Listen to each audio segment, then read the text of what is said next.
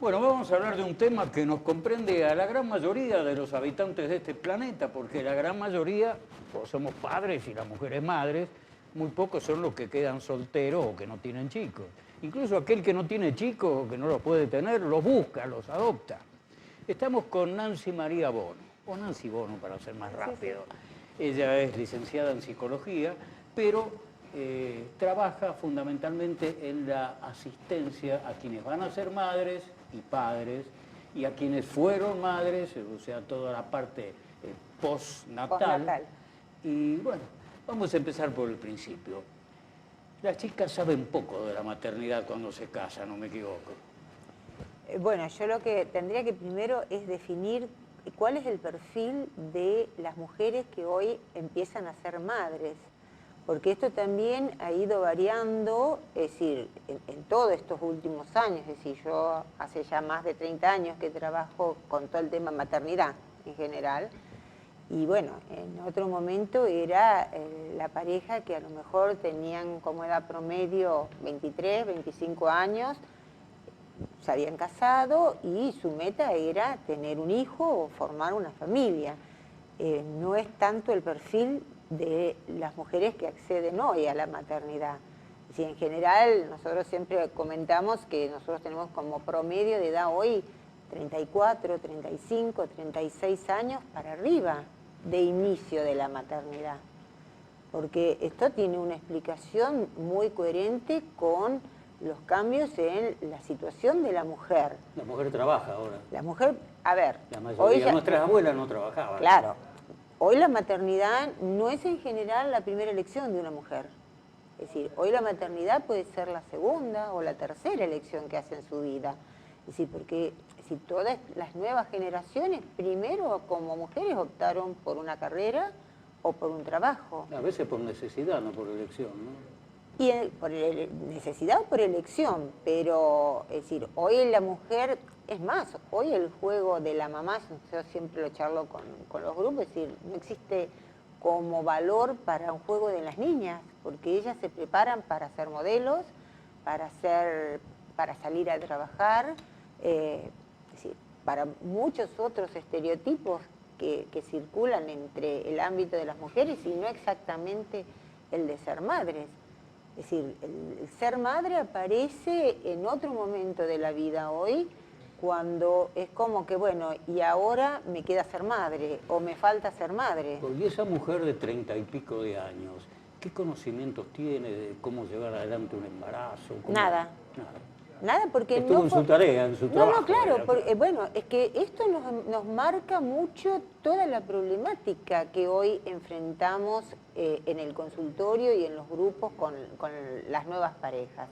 Es decir, hoy las mujeres no saben sostener un bebé, porque en realidad no han tenido acceso a un bebé en todo este transcurso de la vida. Es decir, la maternidad sigue siendo un paradigma cultural más ficticio que real, porque nosotros un poco siempre planteamos esto, es decir, hay un doble discurso en realidad con respecto a la maternidad, es decir, hay que ser madre, pero al mismo tiempo el valor madre solamente no alcanza para hoy definir a una mujer. Entonces, la mujer hace todas sus otras elecciones y después llega a esto de la maternidad. Es más, nosotros cuando iniciamos los grupos, yo últimamente pregunto, ¿para qué quisieron tener un hijo? ¿O por qué quisieron tener un hijo? Y la mayoría no lo puede contestar. ¿Qué cambia en la mujer mentalmente hablando? ¿Ansiedad, temor? ¿Qué se produce cuando le confirman que está embarazada? En general, bueno, por supuesto, es decir, aparte, a ver, también habría que definir, nosotros hicimos un trabajo en donde buscamos de quién hablamos cuando hablamos de madre. Y mínimamente encontramos 16 madres diferentes. ¿En qué sentido diferente? Y claro, porque no es lo mismo si definimos una madre adolescente, una madre de mediana edad, una madre, es decir, yo he tenido mamás primerizas de 48 años, Si esa mujer que excede la maternidad forma parte de un determinado contexto sociocultural que marca pautas muy diferentes. Es decir, hablar de la madre no podemos definir nada. Es decir, tendríamos que decir, a ver, ¿a qué madre me quiero referir? ¿Cómo encaran ustedes las reuniones con los grupos de madres en Bueno, ciernes? nosotros recibimos, por la estructura como se da, nosotros recibimos obviamente la mujer que está embarazada, y bueno, por el perfil un poco que da el lugar, es un nivel, digamos, cultural, mujeres trabajadoras, profesionales. Por eso, digamos, hablamos de un determinado perfil. ¿Y qué les enseñan? ¿Alimentación, cuidado físico, claro, ejercicio? en principio, bueno, una de las partes, digamos, uno de los trabajos que se hace es todo lo que es la preparación, que se conoce como preparación para el parto. Que en realidad nosotros usamos un poco el tema de la preparación para el parto para concientizarlas, tanto a las mamás como a los varones, en cuanto a qué es esta nueva etapa de su vida. Porque justamente lo que nos preocupa es qué ocurre cuando tenemos las consultas después, en donde nos plantean cuestiones básicas y elementales. Nancy, el bebé llora, y llora toda la noche. Y sí, mamá, es decir, los bebés lloran. Sí, entonces, pero a veces hay un motivo que se puede solucionar. Claro, ¿no? pero es decir, ellos vienen a plantearnos cosas que son básicas y elementales, que se supondría que alguien que accede a tener un hijo sabe que no va a dormir, sabe que la vida le va a cambiar. Les gusta esta arupa. Que les gusta esta arupa. Es más, nosotros fomentamos mucho todo eso. Pero es malo tener arupa todo el día. No, justamente ese es un cambio también de paradigma en qué es criar y malcriar. Es decir, inventamos una historia de que los niños no necesitaban y los bebés no necesitaban dormir con la mamá, que no necesitaban estar en UPA, para justificar más que nada la independencia de la madre. Porque cualquier cría, básicamente lo primero que necesita y lo que más lo calma es estar en contacto con el cuerpo de la mamá. Claro, el amor de la mamá, lógico. Es decir, eso no es malcriar, es decir, al contrario. Es decir, si un niño es bien sostenido y encuentra todo ese apoyo, eso que nosotros llamamos apego inicial, esa es la persona que se va a sentir más segura para separarse. El que no puede separarse es el que está constantemente buscando una carencia, lo que no tuvo. Entonces, esto generó toda una revolución en el concepto de crianza, que todavía existen estas dudas y existen estas controversias, ¿no? Porque cuando por ahí nosotros le decimos, mamá, mirá, ponelo en la cama con vos y vas a ver cómo el bebé va a dormir y vos vas a dormir. Y en otro momento, si yo decía eso como psicóloga, me hubieran dicho, no, pero eso es una perversión. No, que había miedo que aplasten al chico. Claro, uno les indica, les da toda una serie de indicaciones, pero volvemos a lo más natural, es decir, es más, la madre no debería preguntar eso porque se supone que lo natural de cualquier mamá es que queremos tenerlo con nosotros, es decir, eso es lo instintivo, lo natural. Lo otro fue todo un invento que, como eso no quedó ahí, sino que eso trasciende en la sociedad.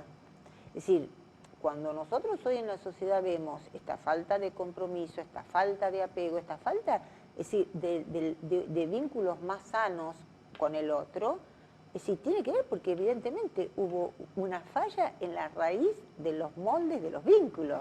Y cuando las madres trabajan, ¿qué pasa con el chico? Si no tiene una abuela que muchas veces saca del agua a una familia. Bueno, es que esa es la gran problemática hoy. Yo creo que sí, ¿no? Es decir, es terrible porque realmente si los niños hoy empiezan a dar vuelta de un lado para otro porque si no están tampoco las condiciones realmente dadas para que los niños estén realmente en las condiciones que tienen que estar.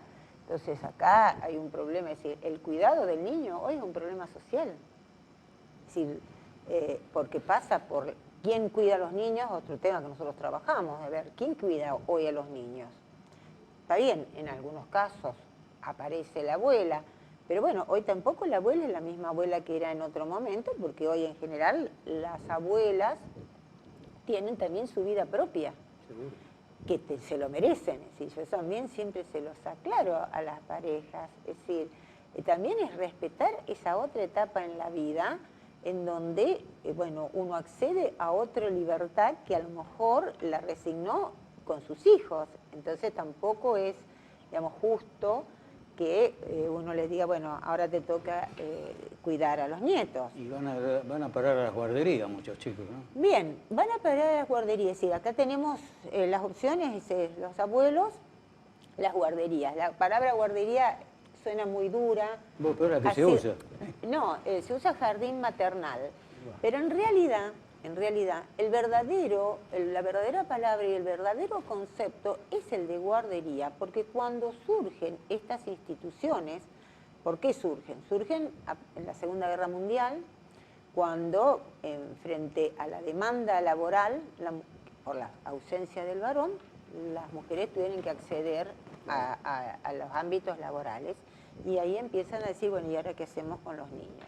Es decir, la palabra guardería en realidad lo que significa es guarda, es cuidado. Claro. Es decir, después se desvirtuó y se dejó de usar la palabra guardería porque pasó a ser un lugar de depósito, pero ese no fue el concepto original. El concepto original era, es decir, ambientemos, creemos un lugar en donde los niños estén guardados en el sentido de cuidados, estén atendidos y no queden a la deriva porque ahora las madres están trabajando. Entonces, es una opción. Lo que pasa es que, bueno, como todas las opciones, siempre hay sus pros y sus contras. Es decir, ¿qué pasa? Obligamos a los niños desde muy pequeños, porque prácticamente desde 45 días hoy ingresan, y a veces hay madres que piden antes de los 45 días. Es más, a nosotros nos causa hasta tristeza, porque una de mis socias justamente es directora de un jardín maternal, cuando vemos que mamás embarazadas están pidiendo ya lugar para su hijo. Es decir, en lugar de estar pensando en el embarazo, en lo que ella va a disfrutar de estar con su hijo, ya está buscando dónde lo va a dejar. Entonces, a nosotros nos causa mucha tristeza porque decimos, esta mamá ya está pensando en dejar. A ver, entendiendo que en muchos casos es una necesidad. Sí, claro. Entonces, Hay madres solteras incluso, ¿no? sí. Hoy, por eso te digo, cuando me decís, hablemos de la madre, ¿de qué madre? Porque hoy hay muchos perfiles de madre, es decir, la madre soltera. Hoy tenemos este nuevo modelo de maternidad, en donde a lo mejor el niño que va a estar a cargo de esta mujer se está gestando en otro vientre, en otro lugar. Es decir, hoy el abanico de todo esto es tan amplio que, bueno, nosotros nos hemos puesto a tener que reestudiar toda esta temática, porque ya no podemos hablar de que madre hay una sola.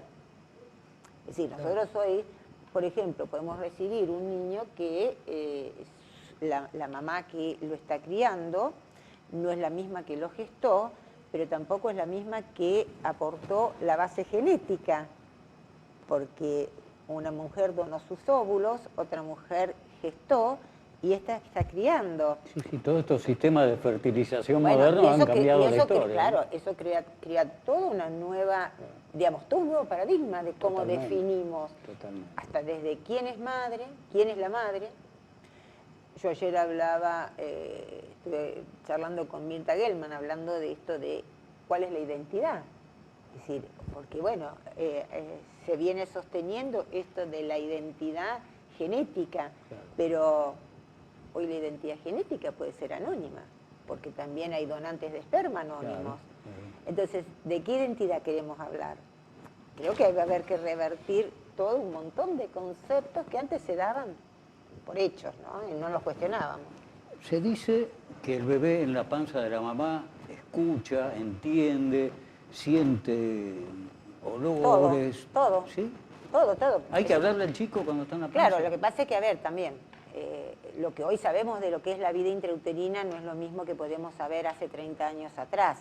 Es decir, el acceso al mundo intrauterino, fundamentalmente a través de las ecografías, y de los medios que nos permiten interactuar con este bebé que está dentro del útero. Es decir, el primer mundo y quizás el más importante en muchos aspectos es el mundo intrauterino, porque es la etapa en donde el ser humano, por eso se habla hoy la importancia de los primeros 1000 días de vida. Los primeros 1000 días de vida toman desde que el niño, desde que el ser comienza a ser a partir de la fecundación. ¿Por qué?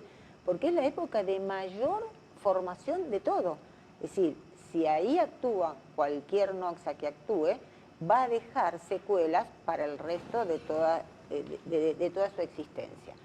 Hoy sabemos que el bebé está totalmente, el primer sentido que desarrollan intrauterinamente es el oído, por una simple razón, es el que más estímulos tiene. Claro. Es decir, el corazón de la mamá, la voz de la madre, los ruidos gástricos, es decir, es un mundo totalmente sonoro el mundo intrauterino, por eso lo que más desarrolla y más madura rápidamente es la parte auditiva. La parte sensitiva, el contacto, el masaje, es decir, todo eso nosotros lo hacemos con las mamás y vemos cómo reaccionan, cómo se corren, cómo... Eso es toda una parte de la conexión que tiene el bebé durante toda la etapa de la gestación. Última pregunta, licenciada. ¿Ustedes dan cursos, talleres para señoras y señores embarazados, digamos? Sí, vienen muchísimo los papás. Ese es otro cambio importante que vemos. La participación del varón y cómo el varón se ha permitido, porque también la cultura le ha permitido, desarrollar la sensibilidad hacia el niño, hacia el bebé. ¿Qué duración tienen estos cursos, estos generalmente talleres? nosotros trabajamos aproximadamente 2 meses, 2 meses y medio. Es decir, todos los días, ¿no? No, una vez por semana. Claro. Es decir, se hacen reuniones de parejas y se hace todo un trabajo corporal acorde a todo lo que es la preparación, o sea, ahí específicamente para el parto, ¿no? Bueno, a mí estas cosas ya no me sirven porque ya fui papá. Sí. Pero supongo que a más de un televidente o una televidente le ha sido útil lo que ha dicho la licenciada Nancy María Bono. Cualquier cosa busquen en internet que van a encontrar más datos. Nancy María Bono. Muchas gracias. No, muchísimas gracias a ustedes. Vamos a una pausa.